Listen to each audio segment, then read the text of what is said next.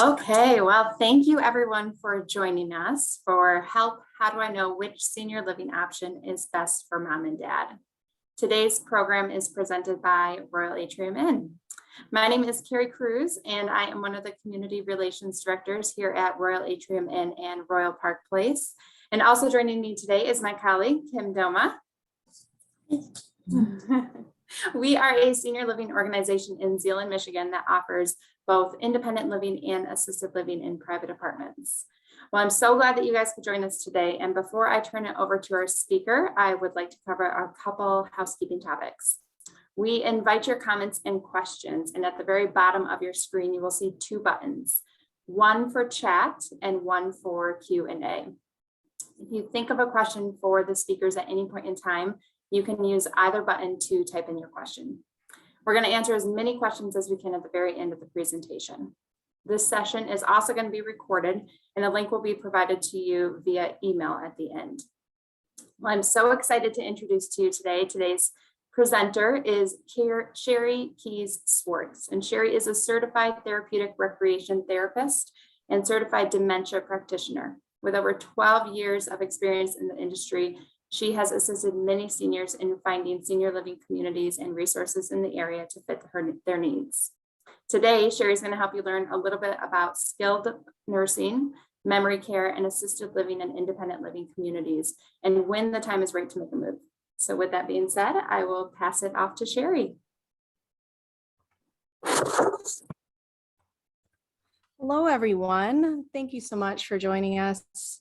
One of the things that I've encountered, and most of us in the healthcare industry, as Carrie and Kim kind of attest to, is that people often don't know what to do or who to go to whenever they start noticing some changes in their parents or their grandparents. Watching our parents age is a challenging process, right? So they were the people we always went to. They took care of us. They were the rocks that held the family together. And then as people age, we start seeing them start to slip. Memory starts going. Abilities start to go. They don't remember the recipes that they used to. They're not remembering their medications. And the roles are reversed. And so the child now is taking care of the parent. And so that process is very difficult for people, as is understandable, and can be very frustrating as we are now learning our new roles to take with our parents, as well as our parents learning the new roles and being, maybe willing to accept that help.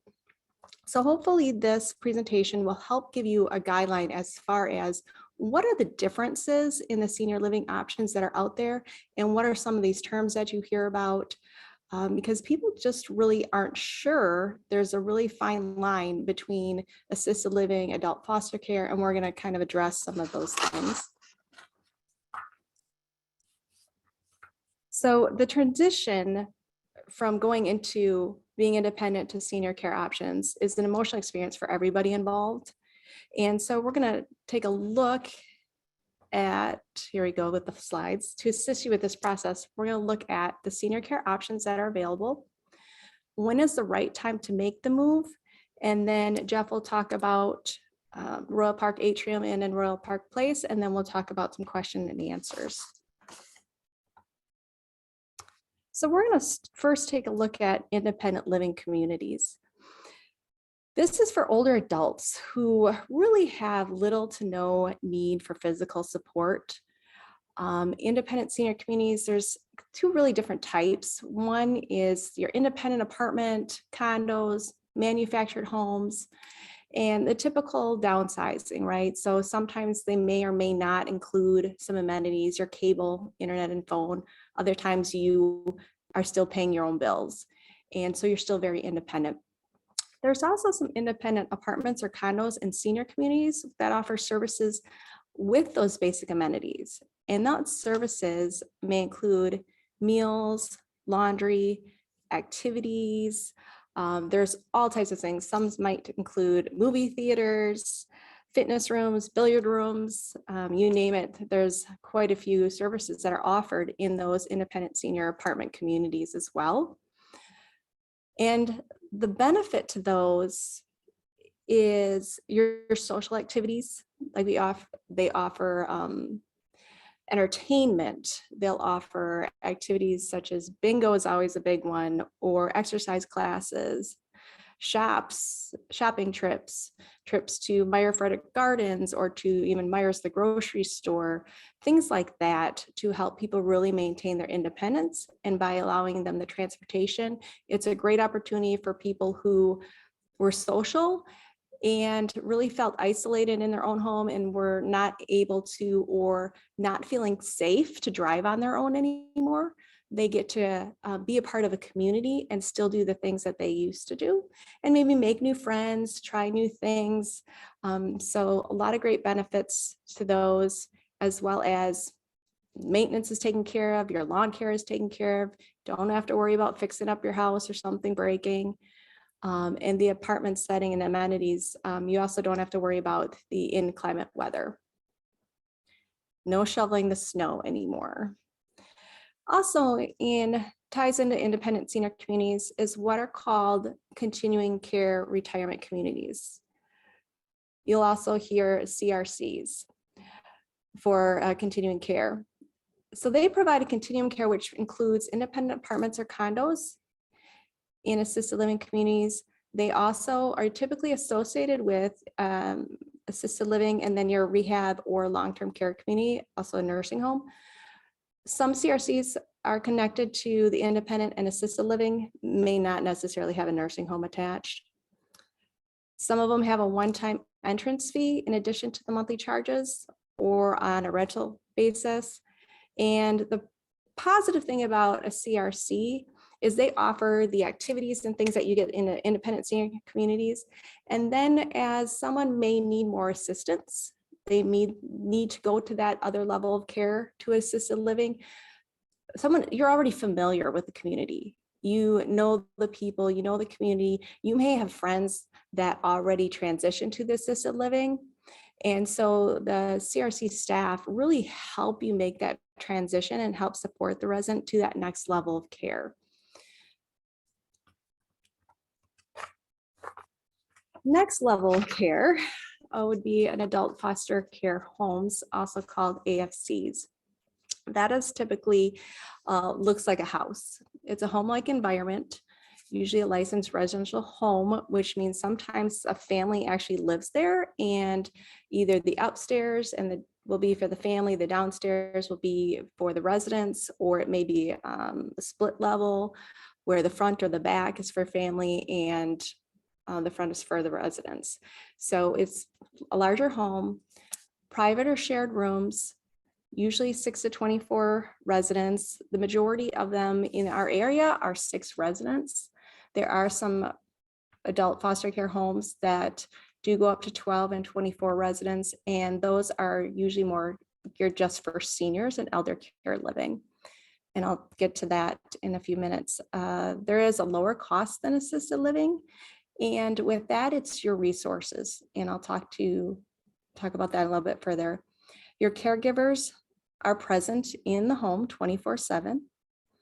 Your meals, housekeeping, assistance with ADLs, which is your personal care, your showers, bathing, assistance eating is available. There may be an additional cost to that. May or may not be wheelchair accessible. May include adults with disabilities as well as seniors. As I mentioned, there are a couple in the area that are geared just for seniors, and those are wheelchair accessible. So that's one thing to look for. And they may not necessarily have a nurse on staff. The house managers or the staff at the adult foster care homes are trained to hand out the medications, but that is still a service they provide. Nice thing about adult foster care homes is for somebody who may get lost in a larger community, the home-like environment is really contained and really a personal, nice feeling for somebody who just still wants that feeling of living in a house. And then you do have the socialization of having other residents there to make some friends. And they do some activities, but not to the extent of what is offered at assisted living, which is where you get your price difference from.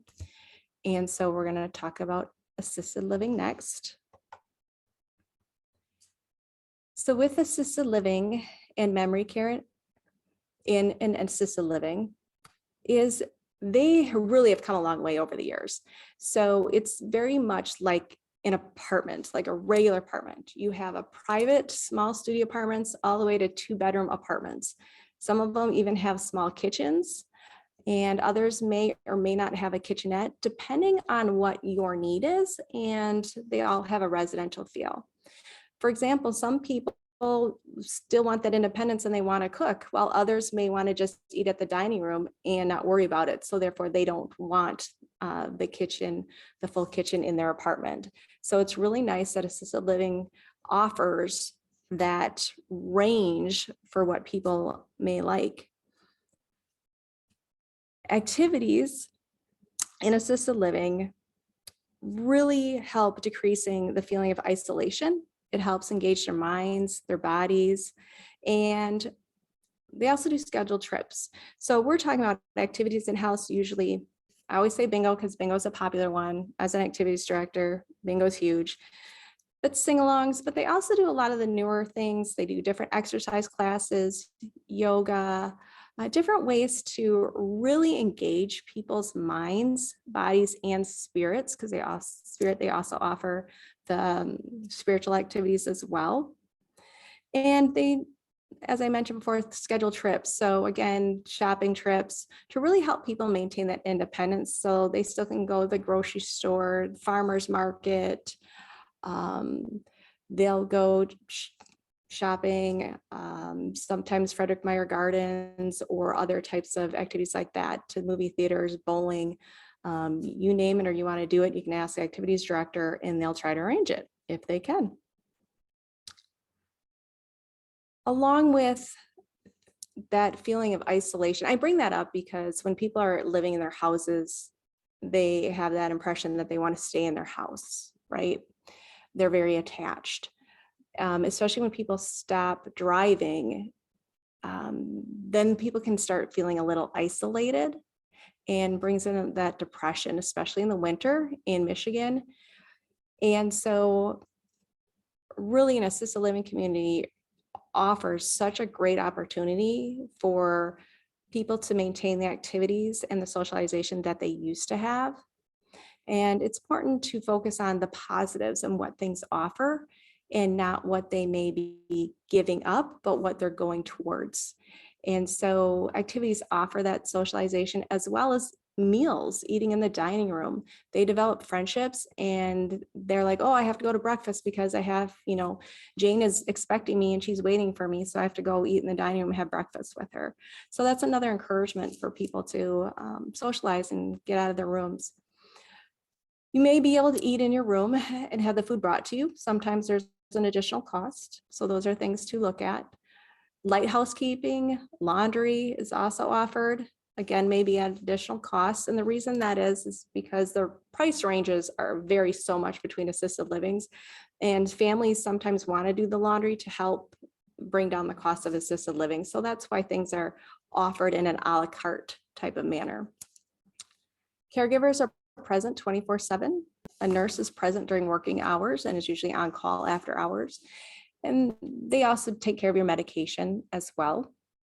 You'll have assistance with personal care, your bathing and dressing, if they need assistance eating. They have an in-house physician or nurse practitioner available. However, family is often responsible for arranging and for transportation for other medical needs that aren't done in-house.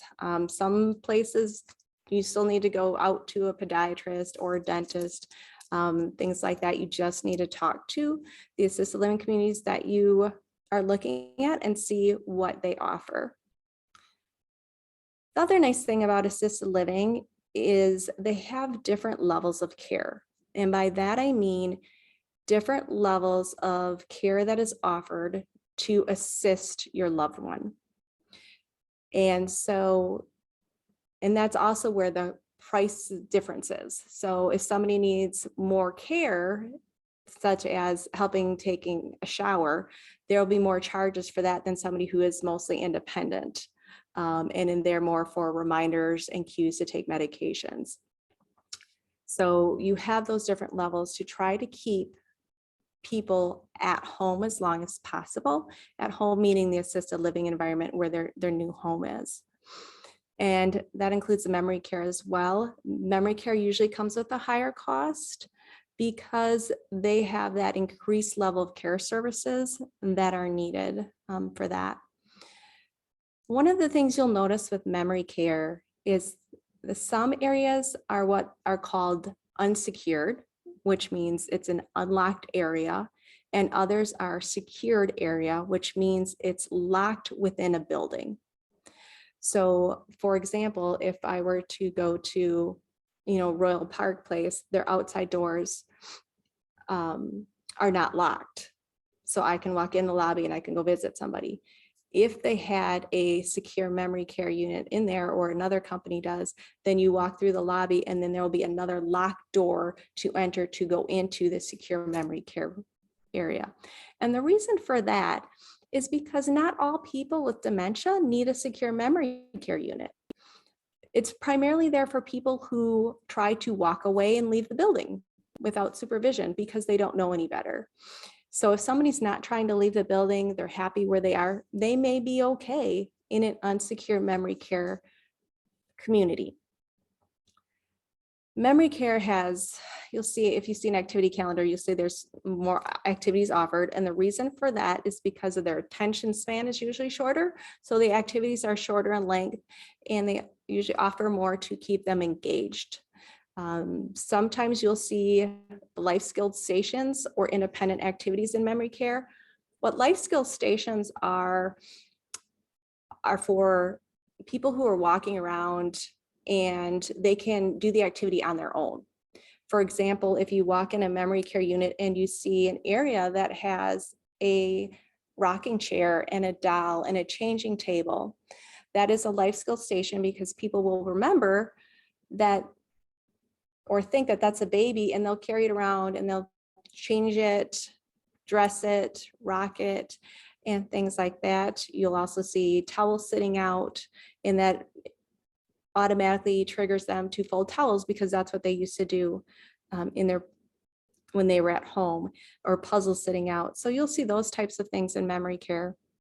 You'll even sometimes see them in assisted living, especially the puzzle sitting out, because there's a community puzzle that everybody works on when they pass by.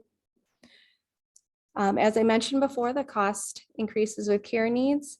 And also some of them actually allow pets now. Usually the little pets are allowed to come in, but it does differ based on the communities that you're looking at. So that is something you can ask.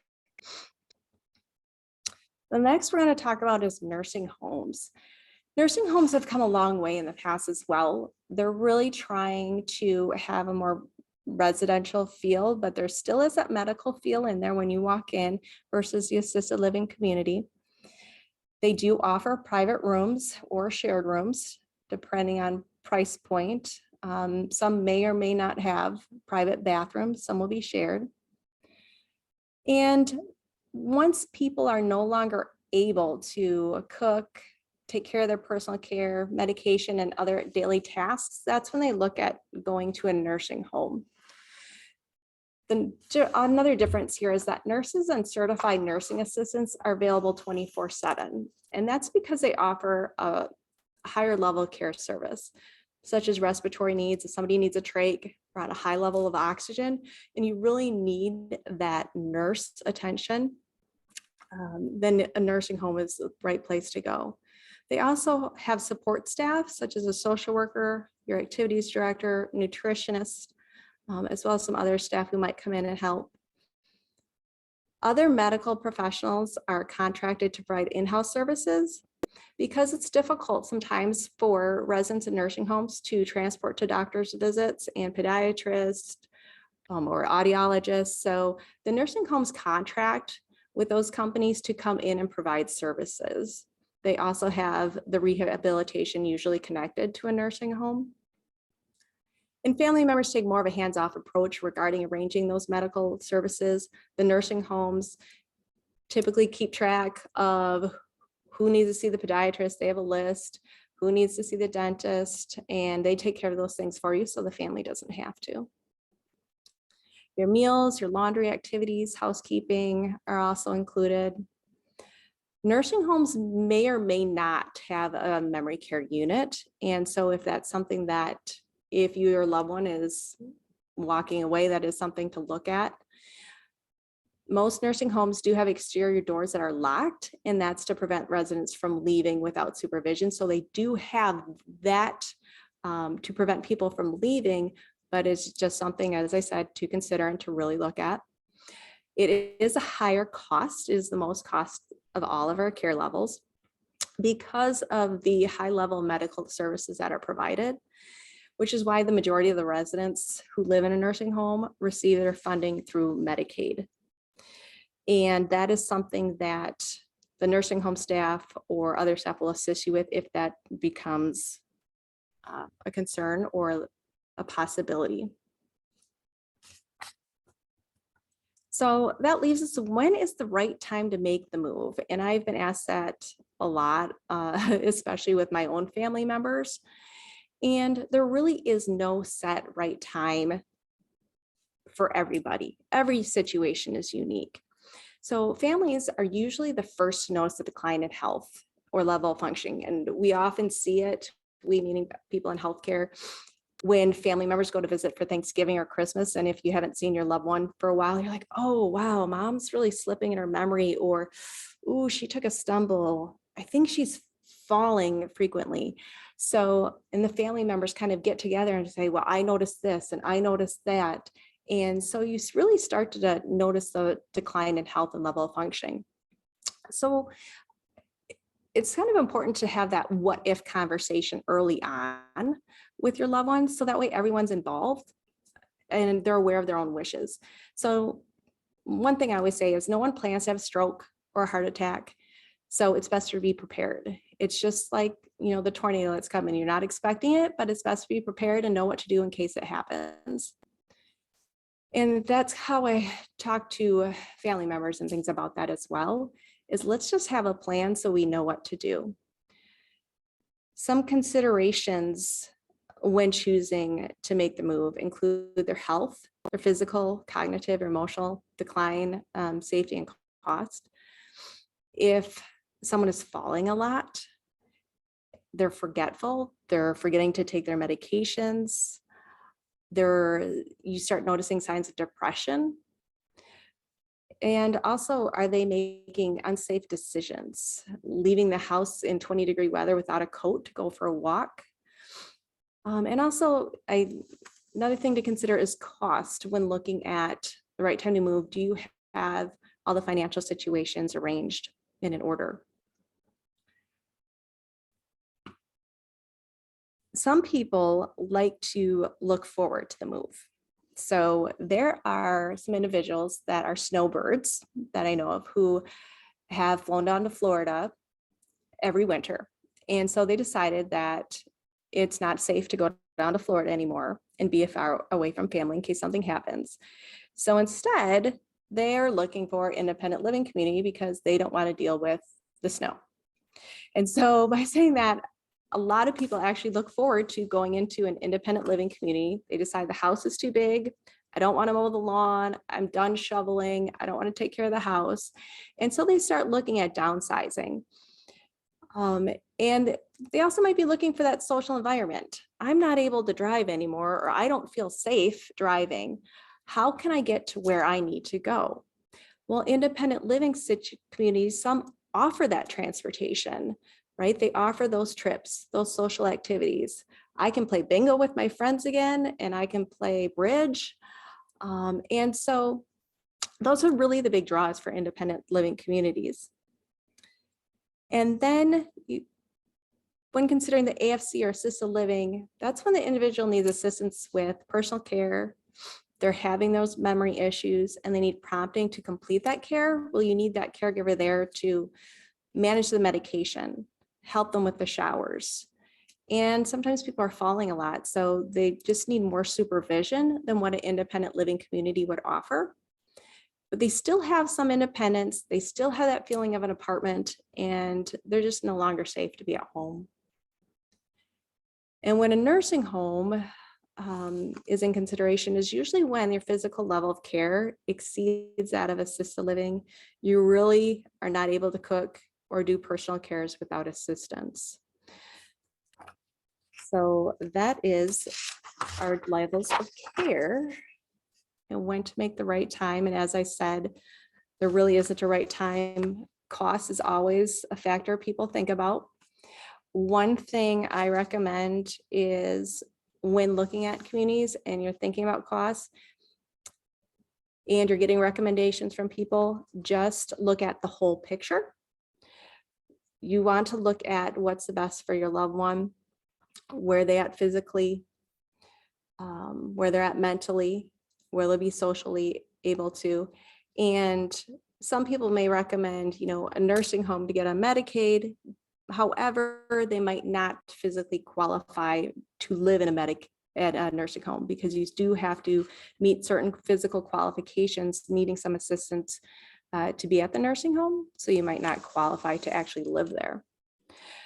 So here's just a quick cost comparison of assisted living in a nursing home. I see we're getting close to time. So assisted living AFC homes are cheaper than the nursing homes, as you can see. One thing to know about with assisted living is if you do get on the Medicaid waiver program, and that's something that Carrie and Kim can talk to you about further.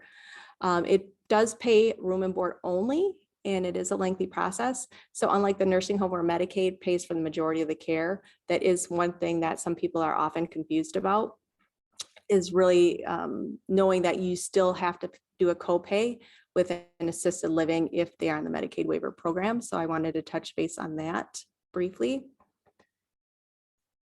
And making the move, like I said, seek out those experts. Talk to Carrie and Kim at Royal Park. There are placement agencies out there as well who help families find the best place for you. Communities have staff that will come on, do an assessment and meet with you and your loved one to determine whether or not they're even eligible medically for the communities and walk you through that move-in process.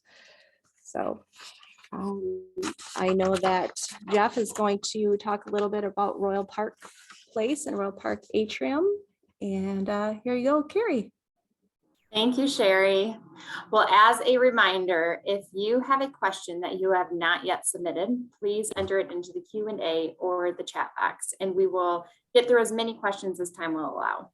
Before we start the Q&A portion, though, of our presentation, I would like to introduce to you Jeff Zylstra, who is the community manager at both Royal Park Place and Royal Atrium Inn. Thank you, Carrie, and thank you, Sheri, for your presentation. It was very thought-provoking. As someone who's been in this type of industry for over 29 years, it's good just to get a synopsis, a little summary of what's going on. So I wanted to share a little bit about Royal Park Place and Royal Atrium Inn. I've been the administrator at Royal Park Place since 1993, so about 29 years. And since the Atrium was built in 1997, I've been the community manager there as well. So I have some knowledge of both independent and assisted living in the Zeeland area. So I wanted to talk a little bit about Royal Park Place first, our independent living community. It has 140 one-bedroom or two-bedroom apartments. And what really separates Royal Park Place from other standalone senior communities like a condominium or a duplex or a fourplex are really three things. And the first one Sheri touched on already, and that is just a socialization, just having other people around to talk to.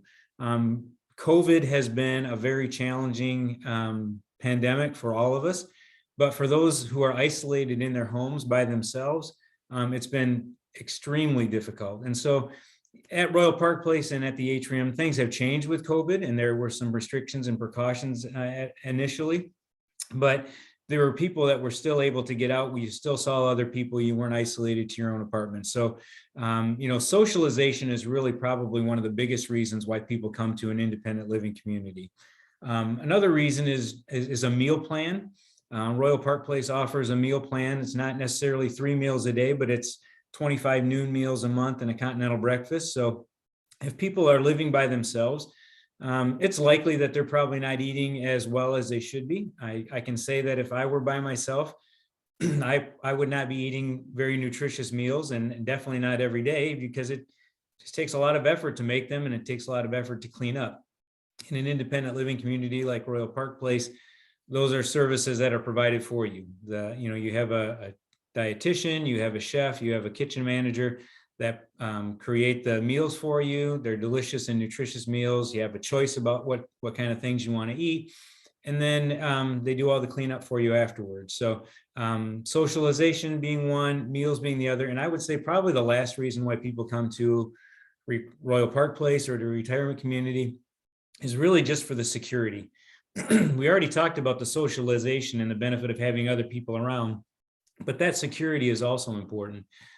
People living in their homes by themselves just don't feel as secure as what they could in an independent living setting where there are other people around informally kind of looking after them, neighbors and friends that are used to eating breakfast with them or used to seeing them down at Rook or Bridge.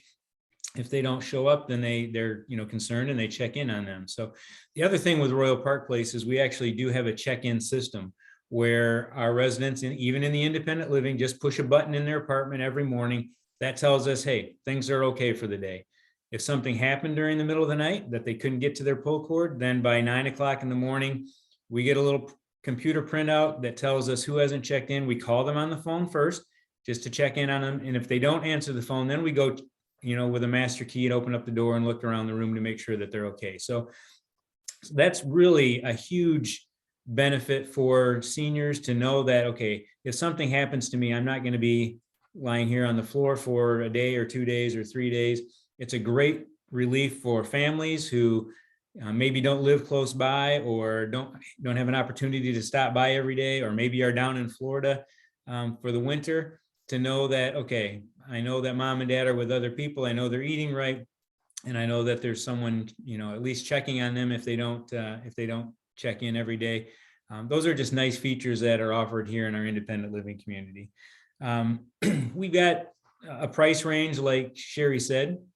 So depending on the size of the apartment that you have and whether you have a garage or whether you, pay for housekeeping services or some of those other things, our prices start at about $1,550 per month in our independent living setting. And then they go up to, maybe $2,500, $2,600, $2,700, depending on the size of the apartment. So somewhere in that, $2,000 to $2,500 range is probably pretty typical for Royal Park Place. And that includes the meal plan. It includes the emergency call system. And it does include a great activity program that Sheri mentioned as well. So that's Royal Park Place.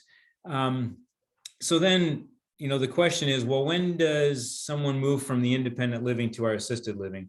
The great thing for us is that our buildings are connected. And so people that build relationships and friendships at Royal Park Place in their independent living, they don't have to give those up when they move to the assisted living side. Some of the things that trigger an assisted living move are really when someone gets to the point where they're not able to live on their own any longer. Royal Park Place does have a lot of things in place to help someone age in place.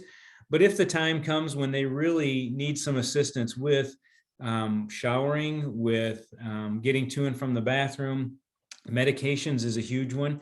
Especially with the number of medications that most seniors are on, it can be difficult to keep track of those. And once someone gets off track with their medications, it really can throw their body into a kind of a negative spin. So medications, memory issues are another thing, some extra supervision in an assisted living setting. When Sheri mentioned locked units versus or secured versus unsecured, the Royal Atrium Inn really is more of an unsecured area for memory care. We do have quite a few residents that have some memory care issues. However, there's not a specific locked unit for them. They mingle with the rest of the residents. They go to activities with the rest of the residents. They eat meals with the rest of the residents. So you can see that at some point there might come a time when someone gets beyond being able to do that. If someone does try to leave the building on a number of occasions, or if someone starts to wander into other people's rooms, that's really not something that can be handled very well in an unsecured unit. And that might be a time when they would have to go to a memory care unit or a special unit like that. So costs at the assisted living, like Sheri mentioned, they're going to be between the independent living and the skilled nursing because you're getting that intermediate care. So we start at about $4,500 a month in our assisted living setting.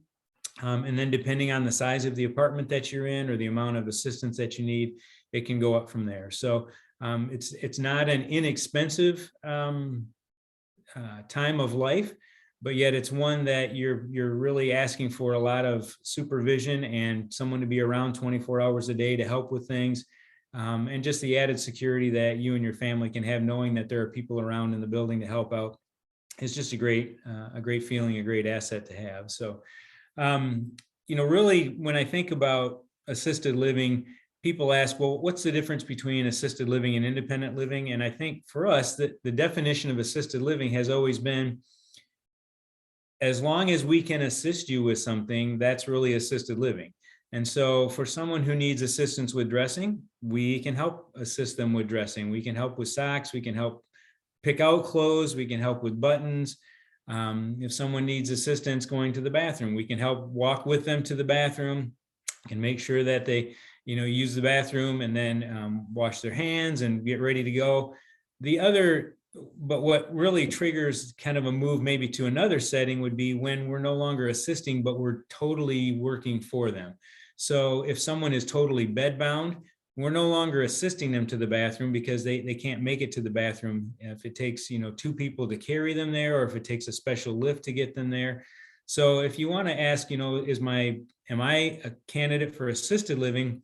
Really just look at that term assistance. Can you assist yourself? Can you assist someone else in helping you to meet your own needs? And if you are, then you're probably a good candidate for assisted living. But like Sheri said, we would also send out a nurse to do an evaluation before you came in. That way you would know if you're eligible before you came, and you would know what level of care you fall under. We don't want people to move in and fail when they get here. We want to set them up for success. And so making sure that we can meet their needs is really important to us. So I think I'll stop right there. And if people have other questions, we'd be happy to answer them either today, or you can call and contact us later. Thank you. Thank you, Jeff. Well, we have a couple of questions that have been submitted by the audience. So I am going to turn it over to Kim Doma, who is the Community Relations Director at Royal Atrium Inn and Royal Park Place. Yes, hi, thank you everyone for participating, and thank you Jeff and Sheri for your contribution to this. A few questions that have come in. The first one I think will go to Sheri. If mom has dementia, does she need memory care, or could she possibly live in assisted living? Great question. If your mom or dad has memory issues, it really is a good time for them to be evaluated, is what I'm going to say, and talk to with the communities about what her needs are. If she's still highly functioning, then in assisted living is probably most appropriate. And if she's not trying to, as I said before, leave the building, then she would not need one that is locked. And a lot of times once people move into an assisted living and they have the engagement and they get into a routine, then they don't necessarily look for that door to leave anymore, because everything they need is right there and they see it in front of them. They see their friends, they see the staff help guide them. So typically it just goes down to where her physical functioning is and how independent she still is. And as long as she's able to, do a lot of her daily livings and showering and bathing on her own or with minimal assistance, then assisted living is fine. Again, you can just ask, Kim and Carrie, and they'll have the nursing staff come over and evaluate and take a look at her and help you make that decision. Okay, great. Yeah, Jeff, can I just add one little thing to that? What I've learned in my years here at Royal Park Place in the Atrium is that with memory issues and vision issues, the sooner someone makes the move, the more successful they'll be. So if you have a parent that has some vision issues or some memory care issues, don't wait until a crisis hits, because that will make it so much more difficult for them to adjust to their new environment. So whether they come to Royal Park Place or the Atrium, or they go someplace else, just start having those discussions sooner rather than later. Okay, great. Thank you both. Jeff, what are some of the different living options that we offer at Royal Park and the Atrium? Yeah, at Royal Park Place, we have a couple of studio apartments. We have about 100 one-bedroom apartments and about 42 bedroom apartments. So many different floor plans in each of those. We range from about 550 square feet in our one bedrooms up to about 1,000 square feet in our two bedrooms. And so a lot of different different floor plans that are available. And so those are the discussions that you want to have with Kim or with Carrie to come in and say, hey, I'm interested in a one bedroom. Can you show me some options? And we have maybe a dozen different one bedroom floor plans that we could show you. If we know, once we find out what you're looking for. As far as the two bedroom options, again, probably about a dozen different two bedroom options that are available. Currently, I believe that we have a pretty substantial waiting list for two bedroom apartments. However, we do have quite a few one bedroom apartments that are going to be opening up this month. That would be, a good option for someone if they're looking for a move, early this spring or early this summer. It'd probably be a good time to come in and take a look at those. Once you get to the assisted living, it is more of a studio apartment. We do have some different sizes with those as well. And we do have 4 one-bedroom apartments in the assisted living. And so for those who might be moving in as a couple or who just might be a single person that wants a little more room, we do have some one-bedroom options available. All of the rooms in the assisted living are private apartments with private showers, a roll-in shower, which is very handicap accessible. So we really try to make it as home-like as possible. We have people bringing in their own furniture for them, for themselves to make it feel like home. And then, once they're here, a lot of times they'll decide that they need to go shopping to fill in, something that they didn't have from home. Because when you're moving from a larger home to a smaller apartment, sometimes the furniture, doesn't fit. So that gives people an excuse to go out and shop and buy some other furniture. The other option would be a respite stay. And that really is more for our assisted living setting. And by respite, we just mean short term. We're giving the resident or their family a break. And so we quite often have people that go to the hospital, and then maybe before they're ready to go back home, they don't really need nursing home care, but they're just not comfortable going back to their home yet. At that point, they'll come and stay with us for 2 weeks or 3 weeks or a couple months, and then move back to their home or move back to Royal Park Place. So that's called a respite stay. We have those that are available, and quite often those turn into permanent stays. The person says, wow, this is pretty nice living here. Then my meals are prepared for me. I get to do activities. I'm with all these other people. I think I'm just going to stay here. So yeah, we have the permanent options and the respite options in the assisted living. Okay, wonderful. Thank you. We just have one more quick question here. Looks like they're looking for any tips for how to start the conversation with their parents when they're not ready to make the move. Sheri, could you maybe help us with that one? Sure. Starting that conversation is very tough. I know I've done it. And it really kind of depends on the relationship you have with your loved one on starting that conversation. I do suggest it's done sooner rather than later. As I said, just to be prepared.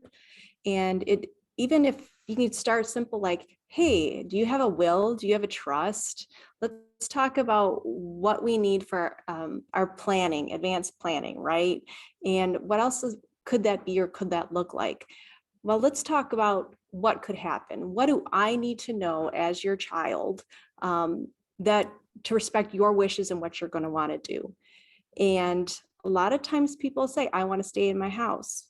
Okay, well, let's look at that. What does that look like? What would that mean? What would the cost be to bring caregivers in?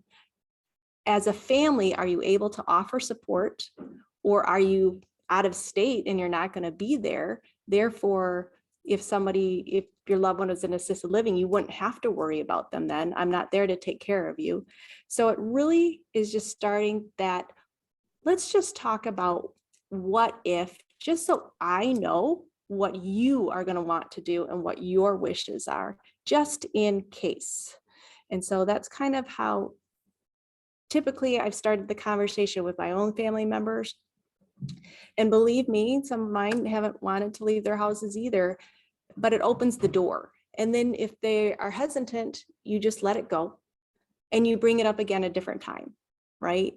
And then talk to your siblings, find out, they have a better relationship, or I'll ask mom about this, you ask mom about that, and we'll kind of get around to it, especially when it comes to losing the driver's license. That's always a tough one. Well, if you'd like to go to the store, you could go to assisted living. That's one of the things they offer here, is always looking at it as a positive move.